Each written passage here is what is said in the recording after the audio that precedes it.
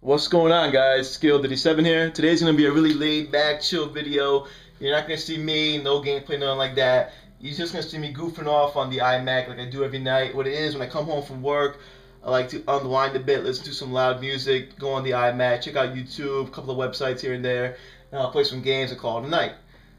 But before for this video, you're gonna just kick back with me and just goof around on the computer. And what I'm gonna do is do some commentary, and you're not gonna really see nothing important on the actual video itself, just my talking. So what you could do is you can just minimize this YouTube tab and just open up a new tab, and continue to do what you want to do for the on your time on the computer, because you're not gonna get any real video here, just me checking shit out. So a thing's been on my mind for a while now. I want to make a video about it, and then I just bought this game, fucking Splinter Cell Conviction. And some music for you in the background.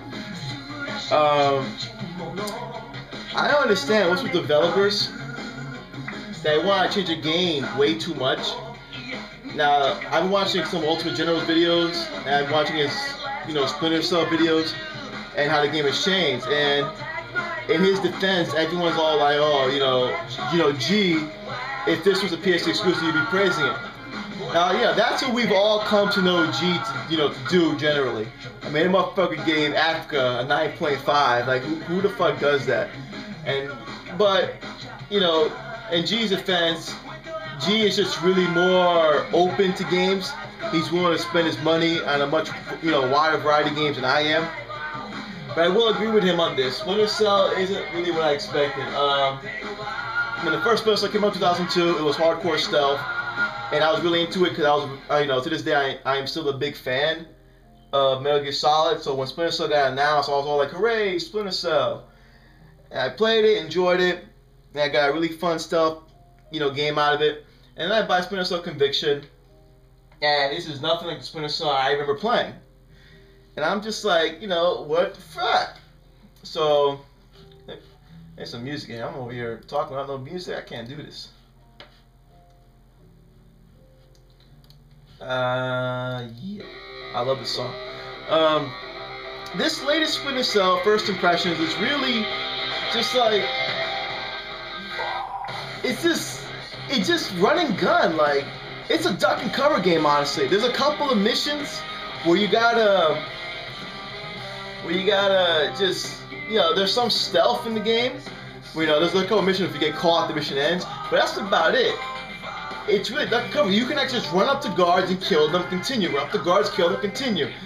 The game doesn't do enough to force the player to actually be stealthy. There's lots of options for stealthy. You can proceed doing a mission stealthy or not. But I believe for a franchise that's known for its stealth, thing going on, the game should be, I don't want to say linear, but linear in a sense that their only real choice of going through the game is stealth. And I bought Splinter Cell for a stealth experience. And what I'm getting out of it is a mix between Uncharted and Gears of War. The controls remind me of Nathan Drake in Uncharted, and then the duck and cover system is just like really, abused. I don't have to use stealth in this game at all. And then there's lots of gunfight scenes. Like, I'm like thinking, like, the fuck game am I playing? Am I playing Splinter Cell? Am I playing Uncharted? Why are there so many fucking gunfights? There's nothing wrong with a couple gunfights here and there, but there's just too many in this Splinter Cell Conviction. So, for those, looking for that straight up stealth experience, I think you might be just disappointed with Splinter Cell Conviction, because I'm a big fan of stealth games, and this ain't no fucking stealth game. So, this is like, that once in a blue moon thing where me and G will actually agree. Splinter Cell is a good game. I'm enjoying it, but it's not what it should be. Splinter Cell is not the stealth game it should be, and it's fucking bullshit. So some gaming news. I got you guys here. These are the sales for March, and Kratos dominated March. Hooray! God of War 3 for the PS3 sold 1,100,000. Pokemon Soul Silver 1,020,000. Final Fantasy 13 on the PS3 in America sold 828,200. Battlefield Bad Company 2 only on the Xbox sold 825,500. And then Final Fantasy 13 on the Xbox sold 493,900. And then Bad Company 2 on the PS3 sold 451,200. That's really cool. God of War is definitely on top, and what impresses me more is that it beat Pokemon. Everyone and their fucking mother plays Pokemon, even to this day. I did some research on Pokemon Soul Silver and Heart Gold. Those are just remakes. Fucking remakes sold over 1 million. But at least God of War is on top. I am not a big fan of God of War at all, but it's good to see something other than fucking Pokemon dominating. And I'm very glad with Battlefield Bad Company 2 sales. I love this game to death. So, in the comment section below, I even want some video responses. How do you feel about developers changing games to cater to the newer crowd of gamers? Like, oh hell no. I don't even know why that's on my fucking shit. Hold on. Much better, much better. Trivium for the win. Much better. Matter of fact, you know what I even want to say? Hold on.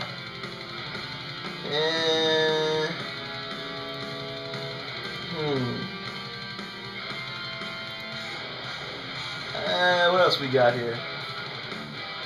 Where's all my good music? Why is all this rap here? Oh my god. Oh yes. I like this song. It's so cheesy, but I like it. How do you feel about developers changing games up to the point where you feel that they, in a sense, forgot about the hardcore and catered toward the casual? There's nothing wrong with casual gamers, but I find it fucked up when a game is very successful for years being one way, and they change it up completely to cater to a different crowd. Because all the other Splinter Cell games are pretty much stealth, and this fucking Splinter Cell game has online unnecessary co-op, and, you know, a very more action-packed single player rather than it being stealthy. How do you feel about that? How do you feel about that? Seriously. Tell me in the comment section below. Make a video response. A video response would be greatly appreciated. And on top of that, how do you feel about games like Metal Gear Solid that they stay true? If you keep on the Metal Gear Solid franchise, they're all the same game, just tweaks here and there. Metal Gear Solid 1 for the PlayStation 1, right, was a straight stealth game with an over-the-top story, over-the-top boss battles. Metal Gear Solid 2 introduced a new character, Raiden, but was generally hardcore stealth, over-the-top story, over-the-top boss battle. Metal Gear Solid 3, arguably the most popular Metal Gear Solid game, was based in the jungle with a patch. You play as the original Solid Snake, over-the-top story, really over-the-top boss battles, but it was hardcore stealth. Metal Gear Solid 4, beyond greatness. I loved the story of Metal Gear Solid 4. Fuck all the haters. Metal Gear Solid 4 is not only my favorite game, it's also my favorite movie. Yeah, bitch. And it was hardcore stealth. Now, you know, I'll admit, Metal Gear Solid 4, with such a wide variety of weapons, you could go through a large majority of the game running and gunning, but it was still hardcore stealth. You know what I'm saying? Metal Gear Solid traits, Metal Gear Solid, Hideo Kojima, they stayed true to their roots, and fucking, that's why they're so successful. When you buy Metal Gear Solid, you get Metal Gear Solid. You buy Street Fighter, you get Street Fighter. You buy God of War, you get God of War. But Splinter Cell Conviction, you buy Splinter Cell Conviction, and you get Uncharted meets Gears of War. Like, I couldn't believe that. And another gripe I have with Splinter Cell Conviction, Splinter Cell Conviction was released in 2007. It got delayed to rework the engine. Splinter Cell Conviction runs off the same fucking engine that Gears of War and Batman Arkham Asylum run off of. I'm gonna tell you right now, Splinter Cell Conviction has bad graphics. I don't care what reviewer, I don't care how many nines this game is getting. This game's graphics are downright atrocious. Blurry faces, blurry everything. This game just looks like shit. So yeah, tell me what you guys think of Splinter Cell Conviction. I'll have the review up maybe in a few days, maybe the end of the week. One more thing for gaming news. Final Fantasy 13 has pretty much double the amount of sales on the PS3 than the 360 in America. So even though it's multi-platform, the people have spoken. Final Fantasy on the PlayStation for life, bitch.